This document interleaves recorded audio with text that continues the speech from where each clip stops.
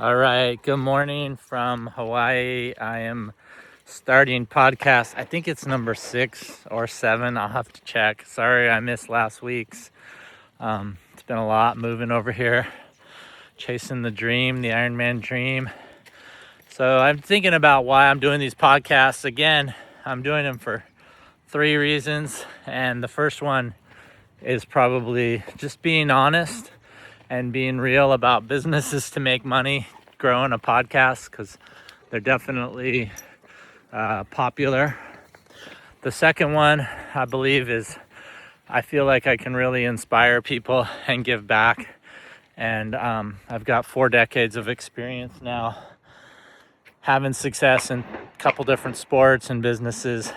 And I feel in life, even though life is tough for me too and everyone. So today, here's a glimpse of what's going on. I'm coming to you from Coco Head Trail in Oahu. I live just over the hill here. And there's Diamond Head there. And what am I doing today? Why am I podcasting from here? Because today's episode is about recovery and recharging and really periodization and 80-20 training. So I'm going to combine like all 3 of those things, which I believe help us in life and in business.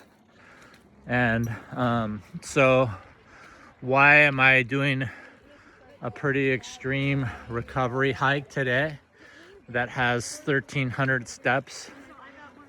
Because our process, training for Ironmans, is about my consistent program, which is getting me ready for Kona. I want to qualify for Kona. I'm trying to get fast enough. Will I ever do it? I don't know. So what's happening here in this forest bathing moment is yesterday, me and Jake, say good morning. Say aloha. Me and Jake did a 10K. You might have seen it on my Instagram. We did with 6,000 people.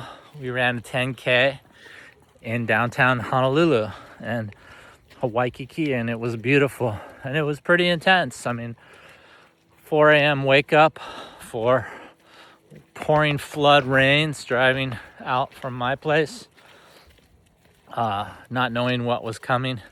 So it was great race prep. We got there and there was no rain, just 6,000 beautiful people ready to run. I'm going to show you forest bathing here and talk about it a little if you don't know. So we are recovering today. So recovering day from a 7-mile run or 6.5-mile run. I was going pretty fast. Jake has a pretty good pace. Morning. Hi. So we did a pretty good pace. These guys are practicing gunshots or gun practice. So it was a pretty good pace. And it was draining, and then the emotion of, a race type thing. So recovery. So you can't just lay around. I learned that the hard way once. I was training real hard, and then I just laid on the couch for like 2 days trying to recover from like a 6-hour Ironman training day of running and biking and probably a little swim. And all I did was get stiff and tight, and it made it hard. So active recovery is what we're doing today. It probably should be a swim, which it's going to be. We're going to end up with a swim. And I'm just trying to remove lactic acid from our legs and our bodies, right, Jake?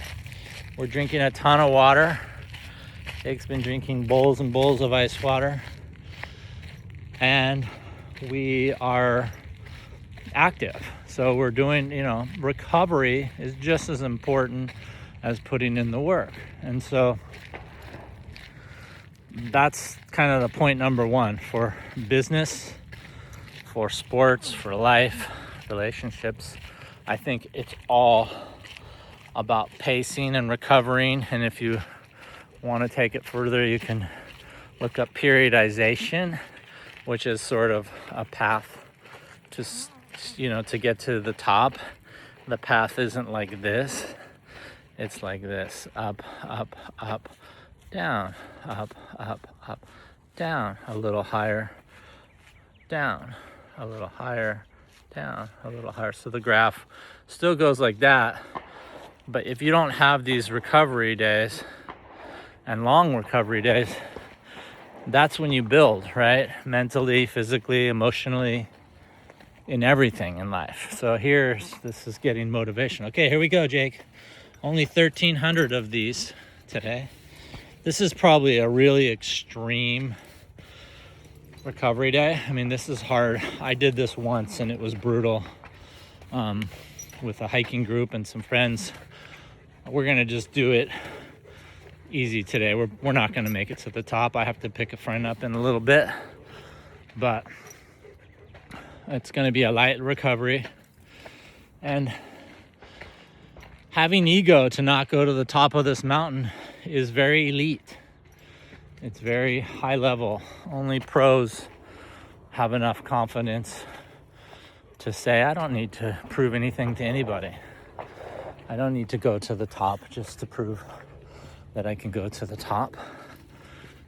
So, ego aside, the more elite you are, like the Kenya runners. Good morning. Good morning. The more, okay, there it is. Only 1,300 more to go. One. Two. And that's a really good point that you're making. Don't count. It'll drive you crazy. Yeah, it really, I think, is a great lesson. We're live here on a podcast. Oh, great. Yeah, and I think she makes a great point, because last time we were up here, people were saying, I can't do this. And it's just like life. You're like, I can't do this, but you can do one step, right? Right foot, left foot. Ready, Jake? 1 foot. Has he gone up before? He hasn't, no. Good job, baby. He's recovering. He did the 10K in town yesterday. Right. Jake, don't eat the grass. That's a lot. Yeah, this is a big recovery day. Ready, Jakey? Okay. Okay, so one step at a time is really the whole secret to life, guys. There you go. Podcast over. Ready? This is a big step. Can we do it? Let's go, Jake. There we go. So this is a great metaphor, a great example. Oh, look at these steps are a lot easier now. Those first steps were the hardest. Wow, this is becoming like the best metaphor for life, training, business, success. These steps are so much easier right now because they're flatter and they're spaced out and they're easier. The first couple steps were really, really hard. Good morning. Morning. How's your dog? He's 5.5 or 4.5. That's Jake. Your brain's taking up there. Jakey. Okay, you too. Come on, Jake. So, all right, so recovery and then one step at a time. I mean, I know we've all heard it, but to actually really, really own it. And then ego, like I really want to get to the top. I really want to have the pictures and say we made it to the top, but that's not today. And one of my coaches that's helped me with my planning, Matt Fitzgerald, this is a great intro into 80-20 training. He writes in one of his books about being out in, I think, Africa or Kenya, somewhere with some of the fastest runners in the world. And that's where he saw a lot of them quit and stop and not run their regular workout. And why do they do that? Does anyone know the answer? Why would an elite Kenya runner say, I'm done. I ran 5 miles and I'm not feeling it today? Because when you're elite and you have big goals, you have to make a decision. Is it just ego? Do I need to just push through this? Or is it potentially, could this cause injury or problems helping me reach my big goal, right? So, like, I think if I push this hard and we made ourselves go to the top, there's potential for injury. I could hurt my back or my legs, overdo Jakey. So the decision is not to. We're just gonna go by feel. And in 80-20 training, they call that PE, which is perceived effort. How'd it go? Great. Awesome. Great. Give Jake a fist pump.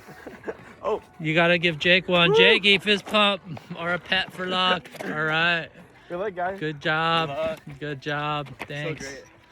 Nice. Good job. Jakey, let's go. So back to one step at a time. That's all we're doing here. One step. And in my best training, in my best work, so for building LaMar snowboards, for building Iliac golf, for building LaMar organic wear, I have a sticker on my computer and it says one project at a time, and overnight success takes 10 years. And it helps me just focus right here. And it's the same I do, Jake, stop eating that, with running, is I call it 710 BBB, which is my 7-degree angle of my body. It needs to be 7 degrees forward, and then 10 feet ahead are where my eyes need to be. So that's how I try to run. That's how I learned to snowboard. There's a shooting range over there. That's pretty rad. I want to try the archery range. I have an archery range. So staying focused one step at a time, right foot, left foot. When life is tough, when training is tough, when work is tough, that's the secret, okay? Trust me, 10 years, 4 times in a row, trying to get to the top of something, sports, different things. Jake, you want to walk over here? Let's go over here. Oh, are we already? There's like a section with a hole in it, a bridge. So those are the first 2 points that I wanted to make: recovery, and then sort of your ego of just going to what you feel is not going to injure you. And if you need to push, you push. Like, there's days where you just say, okay, we got this. Hi. And then there's days where you know it's potential long-term problems, so you take a break. And that's when you come back really fresh. Okay, and now we're gonna go to the fourth part. No, we're just doing a little cruise today. Oh, okay. He's recovering. He ran the 10K in town yesterday. You did? Yeah, he charged it in an hour and 15. Nice. He has a good pace. Faster than you. Yeah, Jake, give him 5. Give him some love. Come on. Jake, give him some love. There you go. Let's go. Let's go. Good job, man. All right. Enjoy your day. Yeah, you too, guys. Thanks. So, here we go. This is probably one of the biggest revelations in my career in sports and business. And it's called 80-20 training, or polarization. So I think the real godfather of this is Steven Seiler. I always butcher his name. Steven Seiler. Seiler, Seiler, I believe. Or maybe there's a Y in there. But if you type in Steven Seiler, 80-20 training, polarization, you'll discover what I consider to be one of the best. Now it's getting steep, and Jake is not slowing down. Let's take a breather, Jake. So 80-20 training, polarization, is where you spend 80% of your work, your time, whether it's training for an Ironman, it's your heart rate or your watch, looking at your heart rate, in a low pressure zone, so a low heart rate zone, right? So 80% of your time is done at low intensity, and 20% is it done at like mid intensity? No, it's actually done at hi. He's taking a breather. Good job. So the 20% is done at above lactic threshold, or above race pace, or above whatever you're doing with your work or your training or your life. That's the 20. Okay, so for me, for Ironman training, it's 80% of my work is done at low intensity, and it's probably one of the hardest things to learn to do is to go low intensity. Because why? What we talked about earlier. Good job. You got this. Made it. Yes. Hi, bud. Jakey, say hi. Hi. Give him love for good energy. Yeah. Good job. Thanks. You're awesome. So the 20 is the heart rate can't be above. So for me, starting Ironman training, I grew up skateboarding and snowboarding. I didn't wear a watch and I didn't look at my heart rate. But our heart rates charge, right? So when our body's pumping or stressed or whatever it is, our heart rate can be high. And most people are training right in the mid-level. They're just kind of ego driven. It's like a good example is like going out for a group run or a bike. Good morning. Good morning. And you just push, way above your lactic threshold. Your heart rate goes to 190 and you're trying to keep up with your friends and you're trying to beat them and show off or whatever. That's like really, really poor thinking, non-elite, not high level thinking. It's the same with business and life and work and career. People push way too hard thinking they need to. You good? Yep. Good job. This guy's gone. His heart rate's high. He's probably way above lactic threshold. He's probably got a high heart rate right now. And that's what we're talking about. So the 20% of 80-20 training is done above race pace, above kind of where you want to be cruising with your B game when the game's on, when you're trying to win a race or do your best at work or just feel good in life, right? So 80-20 means, Jake, you ready? Let's keep up on this 20. Come on, the 80. Let's go. Good break, Jake. You can learn a lot from a dog too. So 80-20 polarization. Steven Seiler discovered this. He's a physiologist and he's all over. You can find him on YouTube, and he's got a great YouTube piece where he talks about how he discovered polarization. Come on, Jakey. And what he did is he went to Norway to study a group of people that have some of the most Olympic medals in the world. And what he thought he would probably discover would be the rest, the normal things that you would see. That's Jake. You can say hi. Say hi, Jake. Give her some love, Jake. Get some energy, Jake. Good boy. Have a good one. You too. Yeah, for sure. You can get some Jake love. Give her 5, Jake. Hi, baby. How was it? Good job, you guys. It was really good. Good job. Thanks. Awesome. Yes. Jake's recovering. He did the 10K yesterday. He ran Wow. in an hour and You're 15. a strong dog. Yeah, we're just going a little ways. We're not going to go all the way. Wow. He's doing so good. He's doing recovery day. Aw, so cute. Thank you. Have fun. Good job, you guys. You guys are awesome. Bye, baby. Yeah. So polarization. Steven Seiler. Do some research on him. Jake's taking a big breather. And that is where I discovered 80-20 training, and it changed sort of my whole outlook on sports and life and business. It's been about 5 years now that I've been working on it and with it. And growing up, it's the opposite 80-20 and polarization. Everyone just tells you to push hard and go. My sponsors would be like, hey, if you're not pushing hard, your competition is. I know you're tired and your knees are scabby and you're sore, but you need to get out. Bless you, Jakey.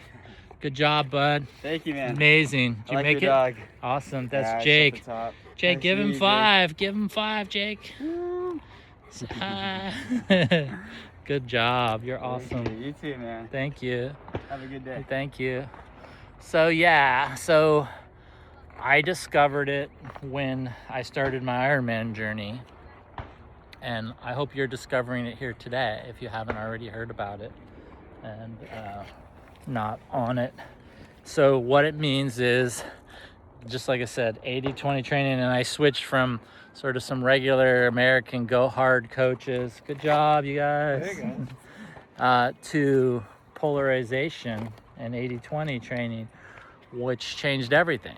And it was really, it took me almost 6 months to a year probably to learn to train, and I still struggle with it. Ego gets in the way, and the heart rate, you just want to go harder. And that's the whole secret, is controlling the effort, because you know what's happening when you're putting in, it allows you to train 6 to 7 days a week, and 80% of the time you're training at low intensity, low heart rate, and you're able to just adapt. So what's happening is your ankles, your body today, even though we're just cruising, we're flushing lactic acid, and we're moving our ankles and our legs, and we're adapting. So we're not pushing hard, we're just slowly adapting, and it's happening lightly, and that's the 80. Good job, you guys. Good job. Really cute. Thank you. He says you're awesome. So yes, 80-20. So if you want to start, if you're doing triathlete work or anything with a heart rate, I would recommend, I don't have my watch on today, when you get really lead, it's all perceived effort, PE, and then you actually use your watch to check and see where you're at heart rate wise and test yourself. So I'll be running and feel like, oh, I'm in zone 3. I just crossed over from zone 2. My heart's got to be 138. And I'll look down, and after a lot of consistent running, you're like, oh, it is 138 or 137. Like, you really are getting a feel. Whereas when you're clueless, or you're just starting out, or you're not thinking about, you don't know, you're just going, and your heart could be 190. It could be 200, or it could be 125, but I doubt it. And you get used to it. Sorry. It's okay. He's taking a breather. Good job. Awesome. And so, yeah, that's polarization. That's 80-20 training. And that's what I'm sharing today. I think that pretty much covers most of it. It's at the high level, like Ironman training or endurance sports or anything you're doing where you can throw a watch on that reads your heart rate. You'll definitely get that. You guys good? Jakey, say hi. Good job, man. Awesome. Good job. Thank you. Jake, say hi. So that's it. I remember when I was kind of helping coach Beaver Fleming, one of the greatest skateboarders in the world, a few years back, and we started doing a little coach. I'm like, I don't know, I haven't coached skateboarder. I've just done it myself and that. But I was sharing what I was learning from Matt Fitzgerald and Steven Seiler's 80-20 training world. And so in Beaver, when I first talked to him, he's like, yeah, I go hard, and he goes hard a lot, like a lot of days. And he was probably more 80-20 the other way, where probably 80% of his time was skating hard and pushing himself hard, like all of us think we need to do. And we shifted things, and I think it made a huge difference. We did a qualifier. He was doing an Olympic qualifier, and instead of putting out a lot of energy the week before, he put out just the 20% at, kind of high level and a lot of recovery. And he made it through that qualifier, and he had energy near the end. And there were some other skateboarders that were great that I could see there that had been going 100% all day, and by the finals they were pretty much out of their energy. Great work, you guys. Good job. And so adapting an 80-20 polarization training program to whatever you're doing in life and work and business is very doable. And then taking ego out, you don't have to go all the way to the top every time. Good job, you got this. Oh, thank you. Yeah. So yeah, that's what I'm here to share. We're gonna call it a session here. I think that's good enough. We'll come back and do this again. I'm sure it's gonna be brutal in the summer, but you can see it gets real steep at the top. So it's kind of like life. Like there's easy sections, there's hard sections.